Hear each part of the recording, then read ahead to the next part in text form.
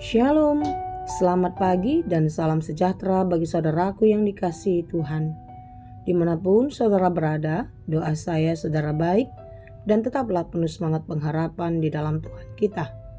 Sebelum kita melanjutkan aktivitas, marilah kita meluangkan waktu untuk mendengar dan merenungkan firman Tuhan.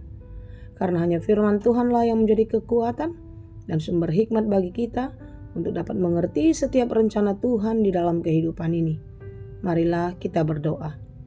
Ya Allah Bapa yang Maha Baik, kami bersyukur kepadamu atas hari baru yang Tuhan berikan kepada kami hari ini. Sebagaimana hari-hari yang telah kami lewati, kami yakin dan percaya hari ini pun Engkau akan selalu menyertai dan memberkati kami. Dalam segala perencanaan kami mau Tuhan campur tangan di dalam segala rencana dan pekerjaan kami. Oleh sebab itulah kami mau dituntun oleh firman-Mu. Dan kami mau belajar dari firman Tuhan. Karena itu Bapa, bukalah hati dan pikiran kami. Mampukan kami untuk dapat mengerti firman-Mu dengan baik. Berfirmanlah Engkau ya Tuhan, sebab kami telah siap mendengar. Kasih karunia dan damai sejahtera dari Allah Bapa Tuhan kita, dan dari anaknya Tuhan Yesus Kristus dan Roh Kudus, menyertai saudara sekalian. Amin. Firman Tuhan untuk kita pada hari ini yang ditetapkan menurut Almanak HKBP, Kamis 24 April 2025, tertulis dalam Kitab Yohanes pasal 21 ayat 18. Dalam bahasa Batak dan bahasa Indonesia demikianlah dikatakan.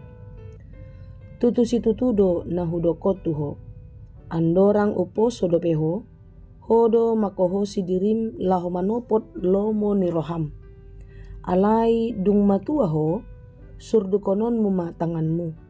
Jadi hohosan nina leban maho, jala togihonon namaho tu naso hinalomohon niroham.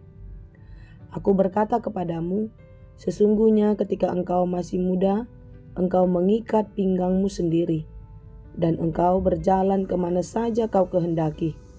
Tetapi jika engkau sudah menjadi tua, engkau akan mengulurkan tanganmu, dan orang lain akan mengikat engkau, dan membawa engkau ke tempat yang tidak kau kehendaki. Demikianlah pembacaan firman Tuhan. Setelah Yesus bangkit dari kubur, Yesus menampakkan diri kepada murid-muridnya. Dan ketika Yesus bertemu dengan Simon Petrus, Yesus bertanya kepada Simon, "Simon anak Yohanes, apakah engkau mengasihi aku lebih daripada mereka ini?" Jawab Petrus kepadanya, "Benar Tuhan, Engkau tahu bahwa aku mengasihi Engkau." Kata Yesus kepadanya, "Gembalakanlah domba-dombaku." Pertanyaan ini disampaikan Yesus kepada Simon Petrus sebanyak 3 kali. Sampai-sampai Petrus merasa sangat sedih karena Yesus mengulang-ulang pertanyaannya sampai 3 kali. Saudara, kira-kira apa maksud Yesus sehingga bertanya sampai 3 kali kepada Petrus? Jika kita mengingat sebelum Yesus ditangkap, Yesus berkata kepada Simon Petrus jika ia akan menyangkal Yesus 3 kali sebelum ayam berkokok. Sementara sebelum itu, Petrus mengatakan kalau dia akan tetap setia. Tetapi kenyataannya, apa yang dikatakan Yesus menjadi kenyataan.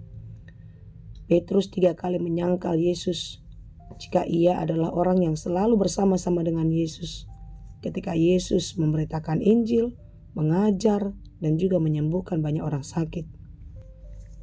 Inilah secara umum sifat manusia yang sangat mudah berubah.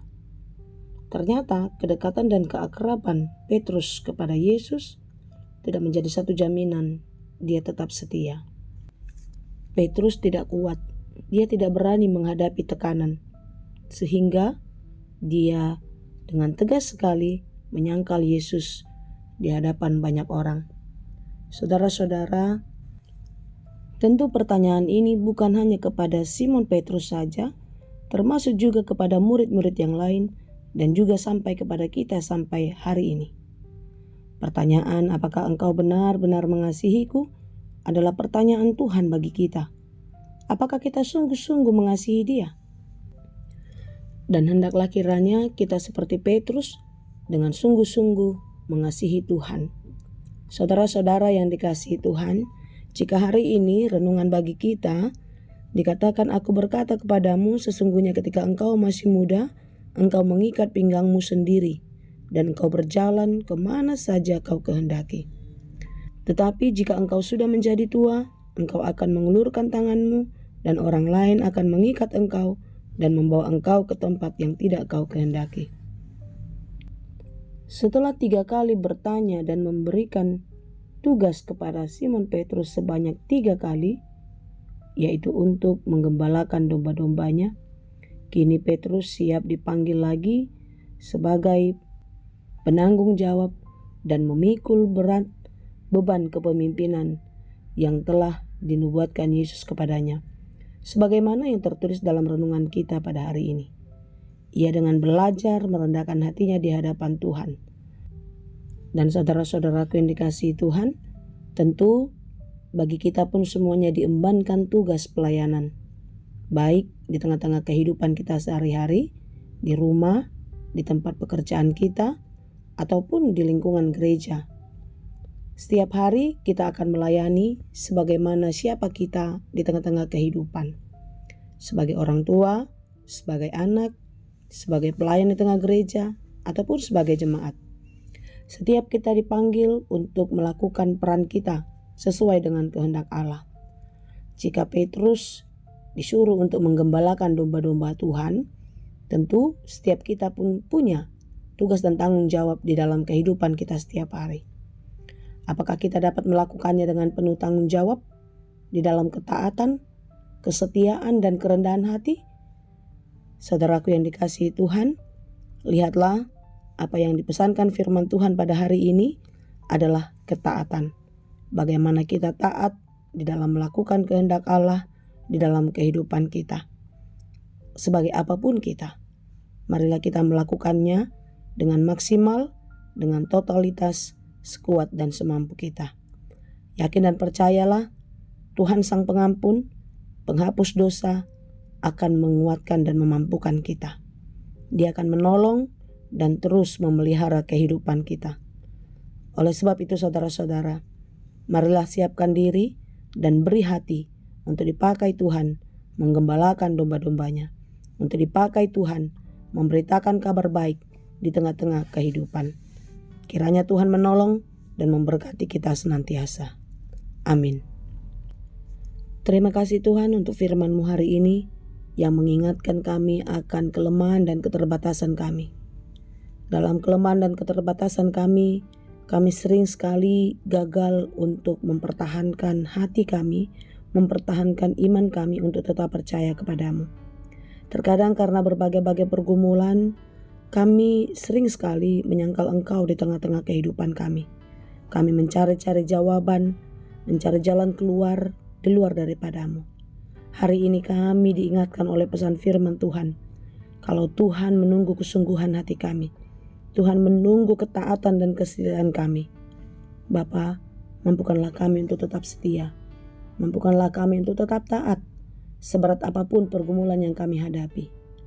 Dan biarlah Engkau memakai kami seperti yang Engkau kehendaki, memberitakan kabar baik melalui perkataan dan perbuatan kami di tengah-tengah kehidupan kami setiap hari, dimanapun dan kemanapun kami pergi.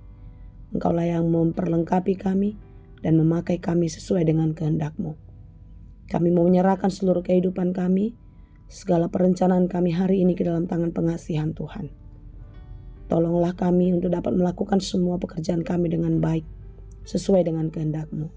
Dan ajarilah kami untuk memakai setiap berkat Tuhan dengan baik, dan biarlah Tuhan memakai kami menjadi berkat bagi banyak orang. Terima kasih Bapa, berikan kekuatan dan penghiburan bagi mereka yang lemah dan sedang berduka cita. Biarlah kekuatan yang daripada-Mu menjadi kekuatan bagi mereka untuk tetap setia dan percaya kepada Tuhan. Berikan kesembuhan bagi mereka yang sedang sakit. Berikan kekuatan untuk mereka tetap berpengharapan kepada Tuhan dan terus berseru-seru memohon belas kasih-Mu. Terima kasih Tuhan. Kami serahkan seluruh kehidupan kami. Di dalam Yesus Kristus kami berdoa. Anugerah Tuhan kita Yesus Kristus, kasih karunia Allah Bapa, dan persekutuan Roh Kudus itulah kiranya yang menyertai dan memberkati kamu sekalian. Amin.